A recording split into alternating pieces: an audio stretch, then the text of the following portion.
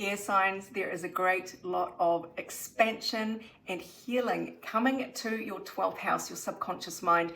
You might be just about to let go of a whole bunch of subconscious fears that maybe you didn't even know you had.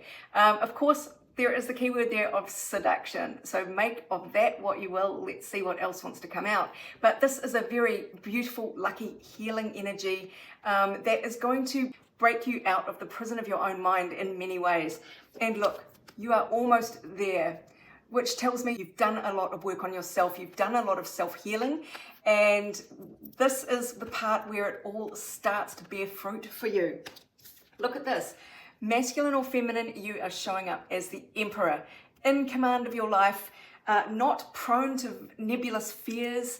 The emperor is someone who can take command and drive their life where they want to go. This is the chariot driver, actually, if you know the chariot card about progress. So you are the king of kings. Again, whether you're masculine or feminine, doesn't matter. You've reached this point of stability, of knowing who the F you are and what you want, and you know that you have all the tools to command your life in the way you want to make it happen, essentially. You're in control. No longer do you feel the need to keep everything bottled up inside, especially where it comes to your resources or money or energy. But it just also, that is a very, when in the upright, a very protective, quite stingy card. You're more willing now to share because you have the confidence now to be more open. That's the essence of the work that you have done. And the Five of Wands also came out in reverse. No longer are you grappling with your inner demons or some sort of mixed emotions here. This mixed emotions card is now upside down. These are the elements that were holding you back, that you have healed, that have now put you in command on your throne, if you like. So let's see what else the universe wants to tell you about this shift. Okay, so you may have put in a lot of work and a lot of love into a relationship that you felt was a soulmate relationship, only to find that it wasn't. Now, it came to me when I pulled this card was that was a reflection of your inner beliefs about what you deserved or what you were worth in some way. And that was, so you can't necessarily blame that person for the way they acted because that was what you called in. And I'm coming back to this first card of your subconscious mind here and the way Jupiter is now healing that area. So you might have attracted in the past people who let you down, were disappointing you. They seemed at first glance to be everything you wished for, but in reality, there was some issue there or some gap caused by your subconscious mind and how you saw yourself. So that is an important consideration, but look, you've done the work. You've been put through your paces, you've done the work, you are now a master. You've figured this shit out, you figured yourself out, and you know, as I say, you are almost there. You're about to reap the rewards. So no longer will you feel kind of caught trying to decide how to move forward in life.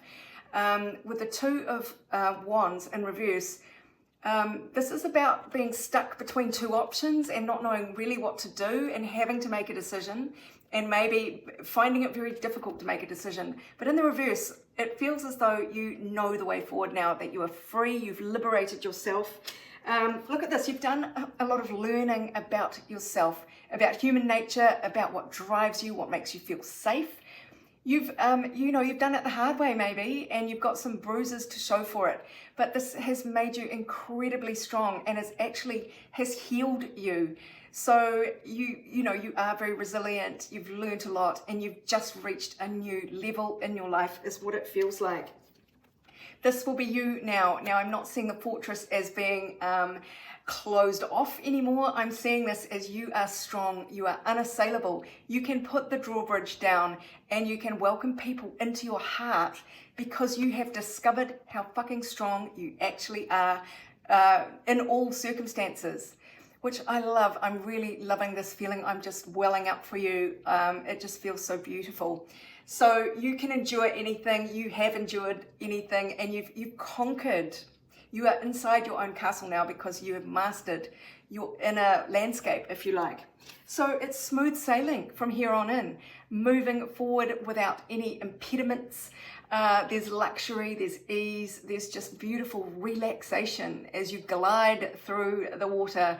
There is, affluence, luxury, smooth sailing, wealth, mobility, moving on in life, leaving shit behind and leaving it behind quickly and getting over stuff. It's like you've had to grind so hard to do all this work on yourself, but now that you've achieved it, it's all going to clear up really, really quickly. Okay. Yeah, look at this. Conclusions are within reach. You are almost there. I mean, I love it how the cards just reinforce each other in a reading. And as I said about all the work you've done on yourself, you have evolved into this new complexity. You have so many tools at your disposal here. And look at this, you have angelic assistance. You can feel yourself lightening up. You can see a way forward now. You're getting nudges all the time, even if you don't consider yourself an intuitive person. The way in front of you, the pathway will just light up, like lighting in an emergency in an aircraft. What they say about follow the light. So all you have to do is put one foot in front of it, and the other, you will be guided forward. The way will just show itself to you. So lean away from the judgment card, and so lean away from judging yourself too harshly. You've gone through this for a reason. It's been part of your path, and maybe the path for the other person on the other side of this. So lean away from harsh self-judgment here. What else do we have there? Also, if you know a lesson has finished, let it go. You're not quite there, but don't try and cling to something that you know is leaving. You've had the wake-up call. It's time to heed it and just decide, like, okay, I've learnt my lesson. So lean away from failing to learn that lesson. Now, lean towards, this is interesting, the Five of Wands again. This is the internal battling that came out earlier that said you had kind of quashed your internal battles. Well, this card came out as energy to lean towards. So let's consider that if you are still feeling some fear and you're still feeling like uncertain and grappling with yourself about the way forward, well, lean into that. Write yourself a letter about pros and cons, or what's the worst that could happen. Really, don't shy away from what your fears are trying to tell you about where the gaps may still be, the last little crumbs of resistance to your new life maybe. So don't shy away from examining this, because you are really within reaching this turning point, this beautiful healing of your subconscious. So if there is one or two little niggles still there, just pay attention to those. And where possible, lean towards harmony and peace and releasing tension, not holding on to it. It's sort of like ending a feeling of conflict, or getting out of a battle zone as well. Could be part of the positive qualities of the Five of Wands, energy to lean towards. So take it as it resonates for you. Either examining your own mixed feelings that, those last couple that are still lingering, or peace out, lean towards peacing out and taking yourself away from situations that seem like an endless fucking battle.